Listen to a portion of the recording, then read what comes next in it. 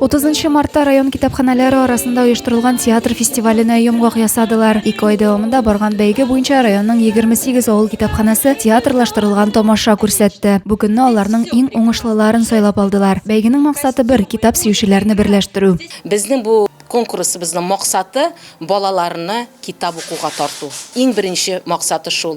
Балаларны китап укуга тарту, әкиятләр укырга өйрәтү, халык әкиятләре белән таныштыру. Театр фестиваленең төп геройлары балалар. 2 ай дәвамында барган бәйгедә 28 китапхана, 61 театрлаштырылган тамаша күрсәтте. 200дән артык укучыны берләштерде ул. Югары мәгълүмлеләр театр уйнарга оста булуларын тагын бер кат расладылар. Фуат Садриевның мактандылар әсәреннән өзекне алардан оста сәхнәләштерүче булмады.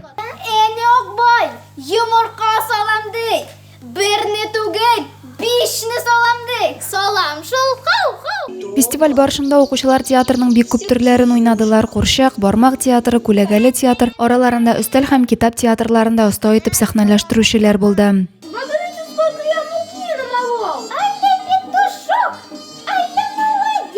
Жюрига да урын билгеләү җиңел булмады. Төрле номинацияләрдә 14 китапханәгә дипломнар тапшырылды. Имәнле баш, Кадыр Бигеш китапханәләре призлы 3-нче, Чыбыклы, Урта Баграш китапханәләре 2-нче урын алды. Югары мәгълүм китапханәсе җиңүче дип табылды. Верхненалимской сельской библиотеки.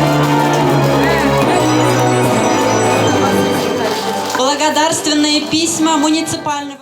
Чара ахырында Татмедиа акционерлык җәмгыяте филиалы Зейн форум җитәкчесе урынбасары Эльмира Шабрина 88-дә 0 яшьлыгында эшләүче Тәртип радиосыннан музыкаль котлаулар яңгырату мөмкинлеге бирүче сертификат тапшырды. Әлеге талантлы балалар китапхана диварлары кыссаларында гына түгел, гомумән район буенча танылырга тиеш.